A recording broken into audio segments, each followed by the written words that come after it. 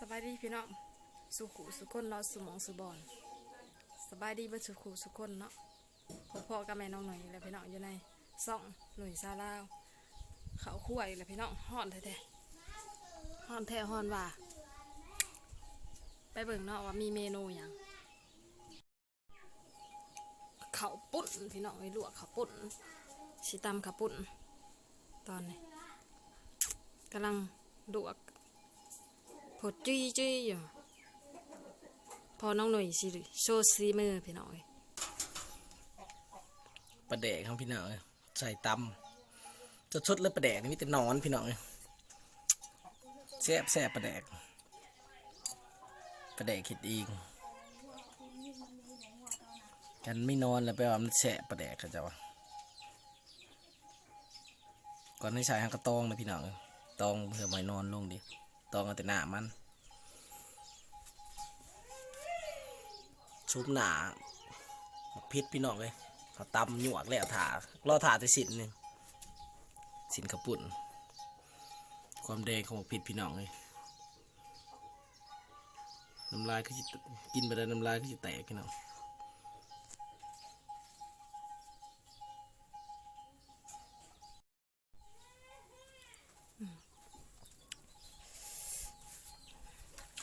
ซีมือพอน้องหน่อยพี่น้องเต็มคุกพี่น้องเลยเพชรกรอบหนึ่งเพชรกันนี่เป็นเพชรหวานพี่น้องเลยเปรี้ยวเลยหนึ่งใส่ไปเรื่องน้ำมันเปรี้ยวเลยดีเต็มตู่พี่น้องแล้วพี่น้องโหเป็นตะแซ่บขนาดพี่น้องสินะขี้มือพอน้องหน่อยนี่แซ่บแน่นอนพี่น้องเดียตู่พี่น้องดูดนิ้วพ่อมเพิ่นว่ามาเด้อพี่น้องหมดจอมากินน้ำกันมาเด้อพี่น้องโหพักเต็มอันยะนี่แต่พักล้วนๆพี่น้องสวัสดีพี่น้องกินตาขับปุ่นแล้วก็ได้พี่น้องเลย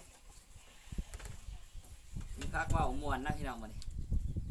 พักสุภาพพักคาพี่น้องแล้วก็พักนั่งเลิศแล้วก็พักบุ้งพี่น้องมาเด้อลุยทางนี้มาไม่ใหญ่กินตามมันตามขนมฝรั่งแห่ขนมไทยแห่ขนมจีนพี่น้องขนมญี่ปุ่นมาพี่น้องมาเขาก็มาห่วงสุดคิดยังลงอยากเขาถ้าเขาพูด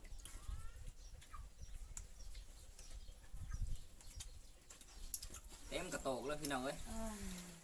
หมดจอมากินน้ำกันเด้อพี่น้องเอ้ยเป็นถาดแซ่บขนาดเนี่ยข้างขางเขาดูเขาขางเขานะครับแล้วก็เลยปวดดู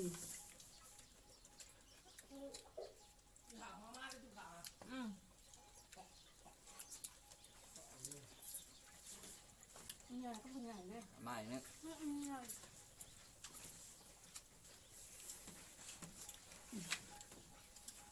กับเขาบ่เดี๋ยวเราจะไปเอาดังนี้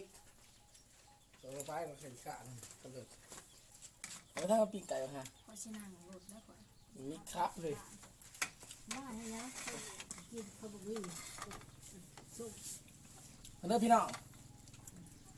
ตำสวดกันแก่ช่วงห่วงบ่มากยังขม่าก็มีใหญ่กะ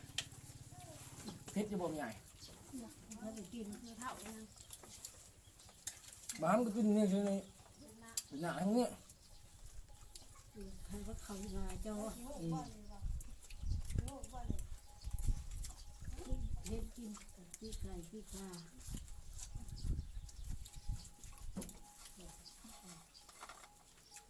พ่อก็บอกมาหอมแต่ว่า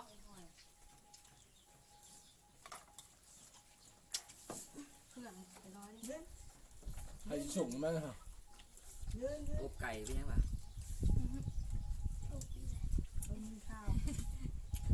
อิ่มแล้วพ่ออันนี้กับไก่กันยังกินหมูเวิร์ดอยู่ใครมากินตะไก่ซื้อเสียส่วนมาใหม่กินบ่อื่นบ่เนาะน้ำแจ่วมัน คุณว่าไงเนาะ เอิญเด้อ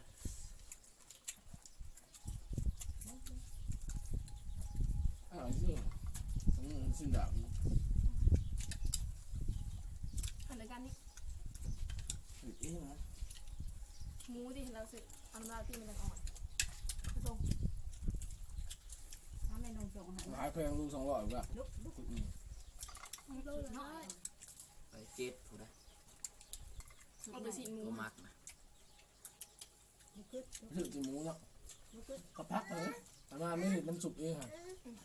เอาสุกแล้วแถมเอาซื้อสีหมูผักส้มสุกหนึ่ง มันสุกนะ คือเขาจะบอกผิดเรา ไปกินในใส่อยู่บ้านพวกกินอยู่บ้านนะ คือเขาเอาบุกมันแดงทั้งนั้น ซื้อมาจะเฮิงเนาะซื้อมาจะเฮิงยืนยืน บอกการเห็ดเนี่ยเอาน้ำซุปเก่า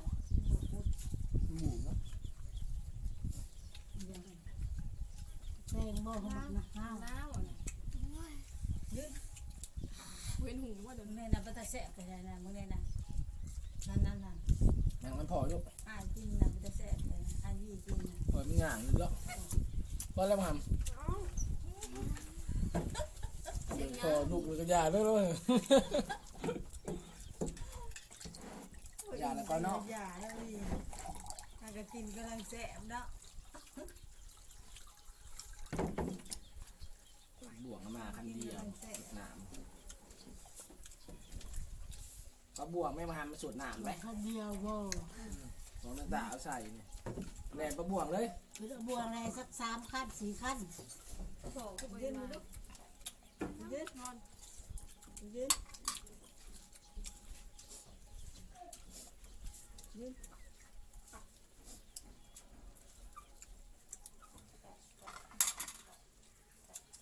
ลูกไผ่ใหม่อันนี้นะ เป็นสูตรเกลือหน่วยใหญ่เนี่ย เราอีนาง เกลือหนึ่งมันเนียน ลูกไผ่ใหม่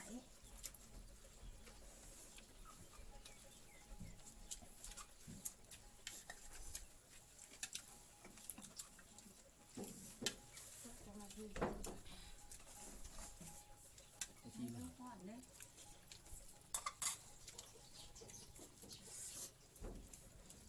ประมาณนี้หนึ่งตอนนางก็นาง สองคนขนาดคนนี้กินเนาะ เอาลูกชิ้นแล้วมันย่างเลยมันดอก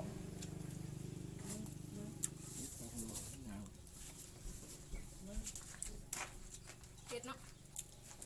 เพื่อแล้วบ่เผ็ดตัวแท้ ใส่เพชรกำหนึ่งก็ได้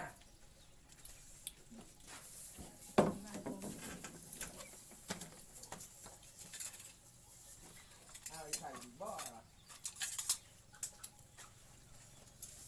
ลงหอนลาย ใช้ประกาศทัวร์มันเลยวะ จนได้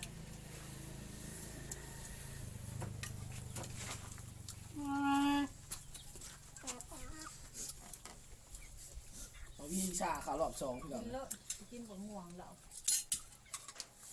ม่วงกับขาวดอกพี่เลยกินกับม่วงมากเลย ควันยังวะ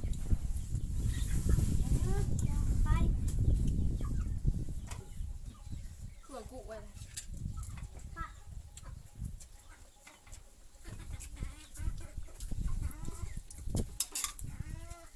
เดี๋ยววันนี้นะ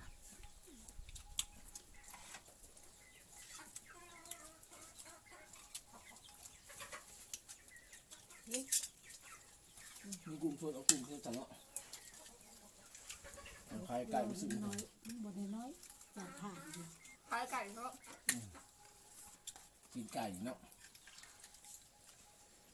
มอง เป็นงานบุญก็ยังซื้อกุ้งมาเลยตำพริษกิน มีไหนมาทิ้งห้วยลงคดีโอ้ใช่ก็โอ้สมพกจิ้มหาดิเจซิก่อน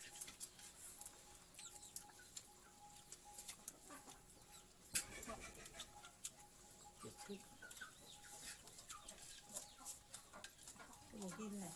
ว่าวิ่งเสียงไม่ยัง บ่แซ่บบ่ ให้กินพูดค้าเรื่องจริง มันบ่แซ่บบ่มันก็มันเลยบ่แซ่บเลย ฮอนดอกนี้ข้าวยังบริหมักนะ มันบ่แซ่บบ่มันว่า แต่กรอบอยู่แต่ว่าข้าวบริหมักหมูนึกว่าคือสิ่งแดง ตัวแดงเนาะตัวแดงแซ่บกว่าก รอบนะกรอบ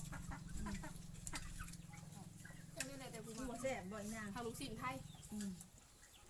มันก็จะกินเนาะ ลูกศิลป์กรอบ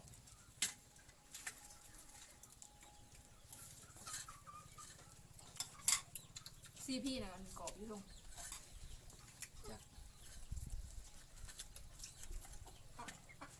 สีแดงกับลูกชิ้นที่พี่อย่าง แซ่บดุดเหนียวพี่น้อง เดี๋ยวแล้ว เบ้อ ไม่ไหวแท้ แซ่บแห้งจนดุดเหนียว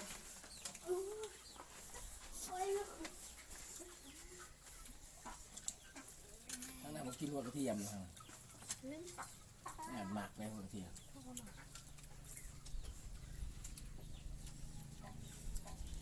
กินหมดแล้ว กินกับมะเขือ เนี่ยคือมะเขืออ่ะตอนเล่นอยู่ตอนหมักดาว โอ้ยเข้ามาดีๆโอ้ย จกพริบพี่น้องจกพริบ กำลังแซ่บพี่น้องเลย อย่าลืมกดไลค์กดแชร์ด้วยพี่น้อง กินเนี้ยอันน่ะบ่แซ่บแล้ว ฝาก กิน มันกั เต็ น ม ได้ เลย ขอโทษขออภัยนะกินเลยพอกันคลิปต่อไปพี่น้อง มาเลยโอ้โหคุย ไลค์กดแชร์พี่น้อง ปลาตัวแซ่บแล้วกิน แซ่บแห้ง มากเลยนะ อะไรก็พ่อของชิมหนาพี่น้องเลย บ่แล้ว ตำพี่น้องเลยคิดจะกระตุกไปเลย ตำรวมนิด กินนี่มั้ย